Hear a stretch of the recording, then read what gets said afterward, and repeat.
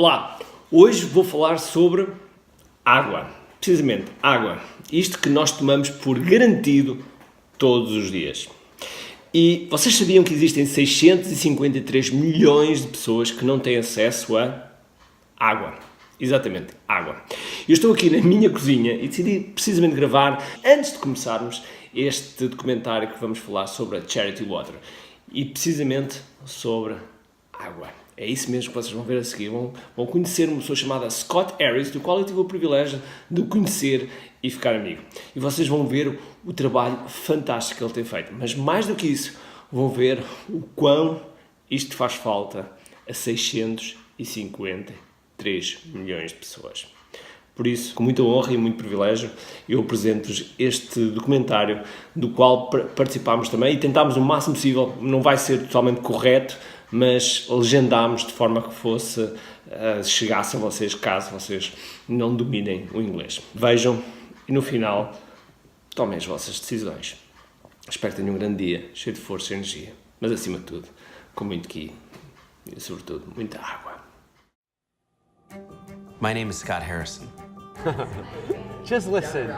This is my wife, my son, and my one on the way. I lead an organization called Charity Water, and our mission is to bring clean water to everyone on the planet. I live in New York City now, but I didn't always. I grew up in suburbia, and this was my house. My dad was a businessman, and my mom was a writer. They loved each other, and they loved me. We were a happy family, until we weren't. When I was 4 years old, my mom collapsed on the bedroom floor. We'd just moved into a new house, and our house had a carbon monoxide gas leak, but none of us knew it until then. She didn't die that day, but her immune system did. She became allergic to everything. Perfume, the ink from books, radio waves. She wore strange masks all the time and was often connected to oxygen. The toxic gas destroyed her immune system and, in a way, my childhood too. After the poisoning, our roles reversed, and I began to take care of her. As the only child, I had to be a good one. I learned to cook, do laundry, and take care of the house. I was a good Christian kid who played piano in church and wanted to be a doctor when I grew up to help sick people like her. Until I turned 18.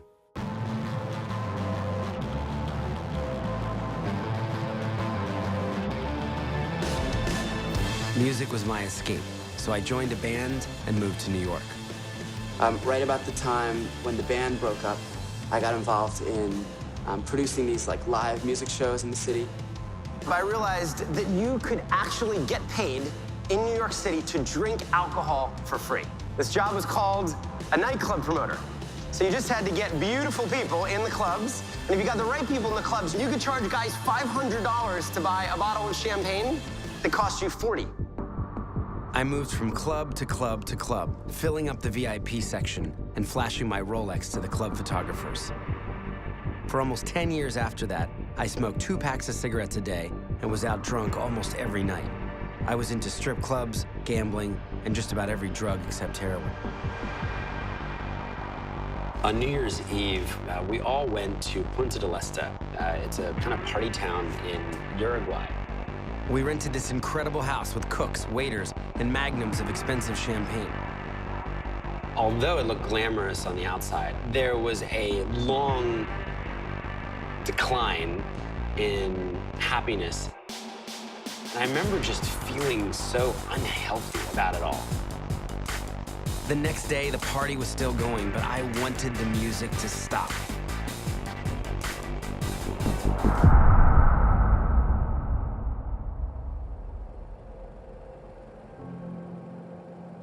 I realized I was spiritually bankrupt, I was emotionally bankrupt, I was certainly morally bankrupt. I tried to find my way back to a very lost faith. I wanted things to be different. I left nightlife, sold almost everything I owned, and decided to take 1 year off to try serving others instead of myself.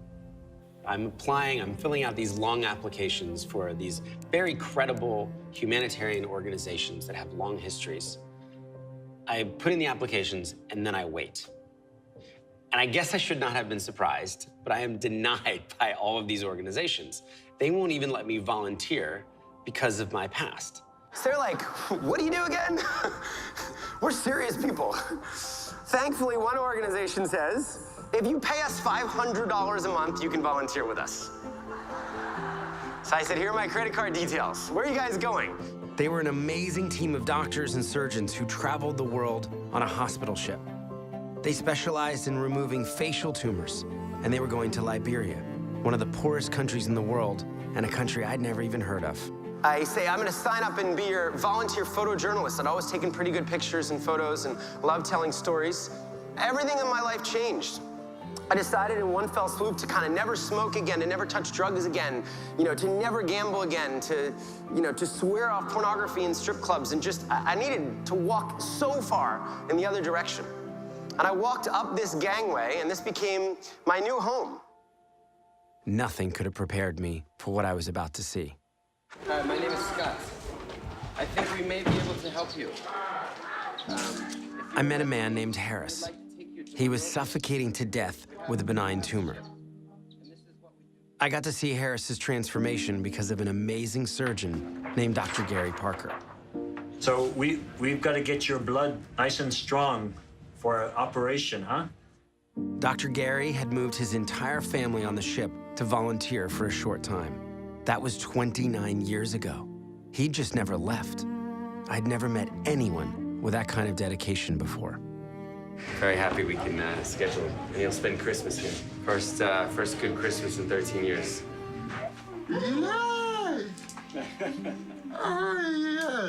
A couple weeks later, I got to take Harris back home to his village with an entirely new face, ready to start a new life. The uniform that's put on people when you have these terrible deformities is you're rubbish, you're worthless, you're spiritually cursed, and when you can change the uniform, it's huge. And the person starts to imagine that they might not be rubbish after all. No one in our world is rubbish. There was one day when more than 5,000 sick people came to see our doctors. Some of them had walked for more than a month. But there were too many of them, and we just didn't have enough doctors. I remember holding my camera, crying. We had to turn thousands away. We were changing individual lives every day, but I wanted to do even more. I'm documenting these life-changing surgeries, but I started to spend more and more time out in the rural villages. And as I would travel around these villages, I would see the most shocking things. 475 people living here. And this is what they're drinking.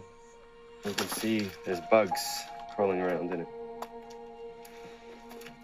I'm sort of putting this together saying, look, thousands of people are turning up sick, and the most basic need for health isn't even met. It wasn't okay. Kids shouldn't be drinking from scummy swamps or ponds or rivers.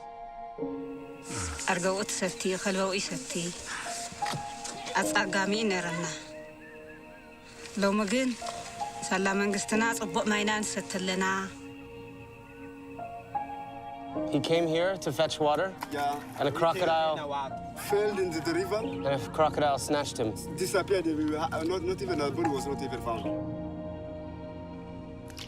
There were so many diseases caused by bad water. Cholera, dysentery, trachoma, bilharzia, things I'd never even heard of. On top of that, I found out people weren't just drinking this filthy water, they were breaking their backs to get it. Women and girls are usually the ones responsible, often walking for hours every day. As a result, many girls never make it through school. They trade in their education and dreams to carry 40-pound jerry cans so their families can have water. Dirty water is responsible for more death in the world than all forms of violence, including war. Even if it were 1 million people, this would be a crisis. But it's not 1 million. It's 663 million people that live on our planet right now without access to clean water. That's twice the population of the United States. Nearly 1 in 10 people worldwide. Behind those statistics were real lives, people who were dying because they couldn't get clean water. And many of them were children. ସାତରେ ଆମ ଝିଅ ଗୋଟେ ମରିଯାଇଛି ମୋ ନିଜ ଝିଅ 5ଟାରୁ ଆରମ୍ଭ ହେଲା 7ଟା ଭିତରେ ଝିଅ ମରିଗଲା ହେଲେ କ'ଣ ପାଇଁ ଏମିତି ହେଲା ସମସ୍ତେ କହିଲେ ଯେ ପାଣି كم حلمي لما نيوزي غاريوس هامزي دكنا طعيومس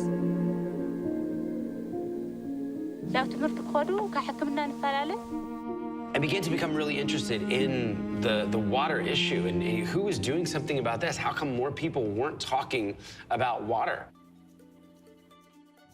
I came back to New York City ready to go.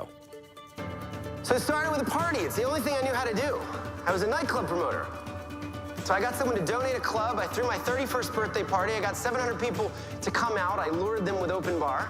And I charged them $20 at the door. And this time, instead of pocketing the $15,000, we took it immediately to a refugee camp in northern Uganda. We built 3 wells, we fixed 3 wells, and then we sent the photos and the GPS and the story back to those 700 people. This was a big deal.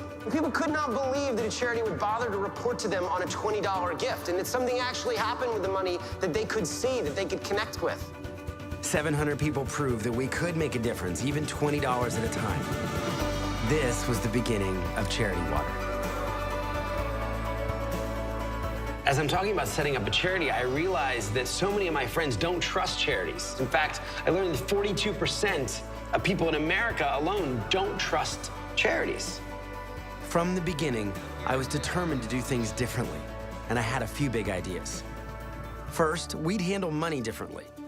From day one, Charity Water made a bold promise that 100% of all donations would go directly to clean water.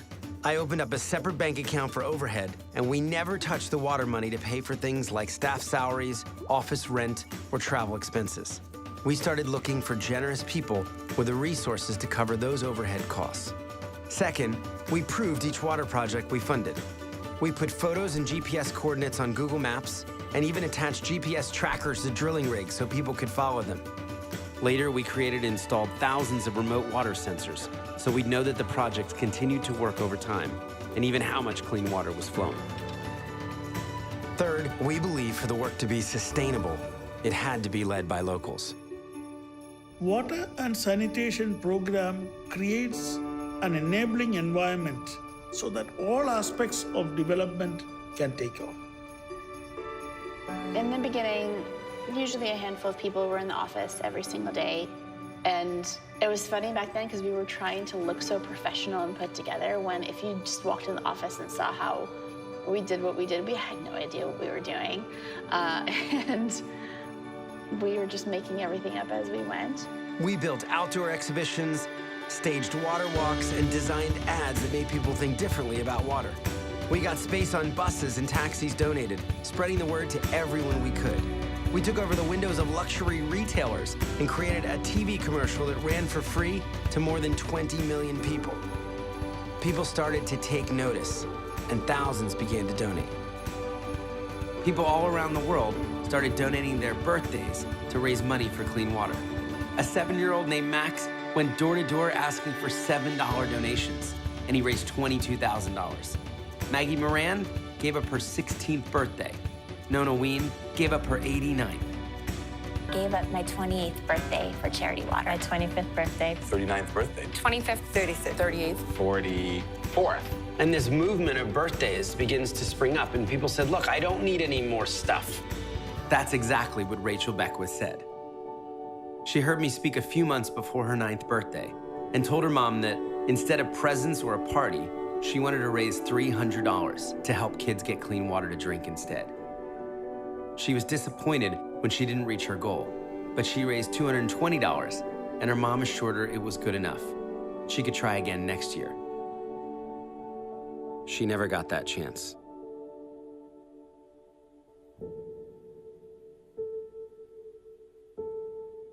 A few weeks later, Rachel lost her life in a car accident.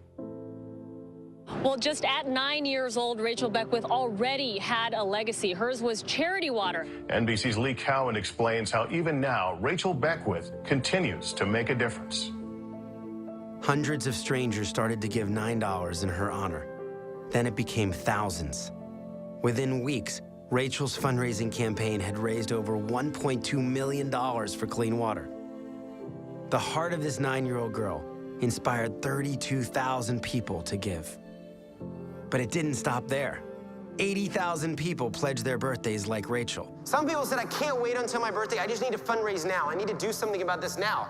Guys shaved their beards. Complete strangers started climbing mountains to raise money for clean water, walking and biking across countries, sailing across oceans. I've been giving up Christmas gifts for 5 years. I've raised just above $32,000. I did 12 lemonade stands for charity water.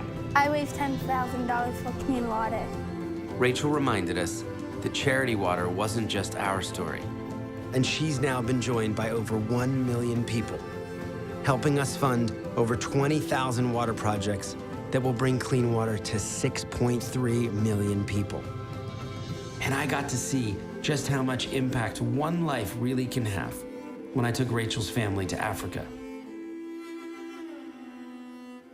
We greatly love Rachel and continue to love her family, and I'm overwhelmed with how greatly you have honored her memory. Please receive my most deepest and heartfelt thanks. You've done us a great honor today, so thank you. Yeah. Rachel developed such a big heart from such a young age that she understood and felt the pain of others on the other side of the world. It's the most beautiful gift a person can give.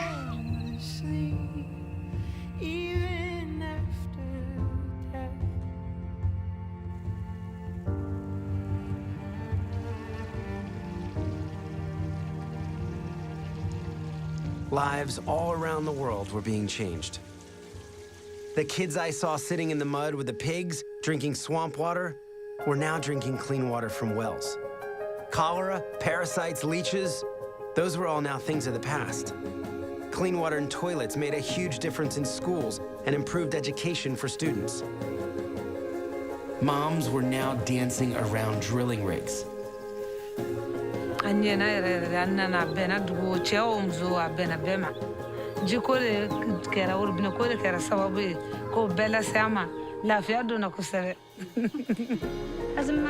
ما يقربنا ساعات جزانا نفسر لنا ساعات جزانا نلمس لنا ساعات دكرنا حتصل لنا ساعات خدانا مسريتها من لنا ما يقربنا.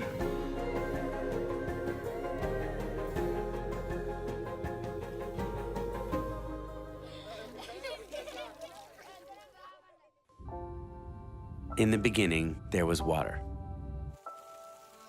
Always changing and bringing new life wherever it goes. It did for me, and for so many others in very real ways. Even though I didn't grow up to be a doctor, I'm thankful that my childhood gave me awareness of the importance of health, of life. Dr. Gary is still on that ship, helping people every single day. My mom is still here too, fighting for her health. My son knows and loves her well. So will my daughter. Now I know the world will change by the time my children reach my age. But I believe there are only a few times in each of our lives that we get to witness a truly historic global moment.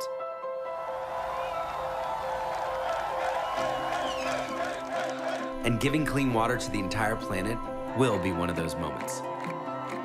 I invite you to be a part of this. We've been able to help more than 6 million people get clean water, but we want to do so much more. We want to go faster and help more people. So we're introducing a new way to do just that. It's called the Spring. This year, Charity Water turns 10, and we're looking for 10,000 of you to join us and make this your story too. We're building a community of givers so generous and constant, the world has never seen anything like it before. People who are willing to give not just once, but who will stick with us month in and month out, faithfully fighting for change. We subscribe to things every month: cable internet, magazines, movies, and music. We're loyal to these things because they benefit our lives. But the spring benefits other people's lives. It costs only $30 to give one person clean water. Some of you can give that every month. Some of you can give more, some of you less. But whatever you can give, 100% goes directly to clean water, and we'll keep showing you where your money goes and the lives that you're changing. We're looking for 10,000 members to join us right now. And when we get there, we'll grow to 100,000, and then 1 million, until the day we can finally say that no one on earth will die from dirty water. So we realize people will tell us this can't be done, but we think, man, if there's ever a time in the world when this is possible, it's certainly today. When people are really looking to give, they're looking to make an impact. We know how to end the water crisis in our lifetime, and with your help, we will. Join the spring today.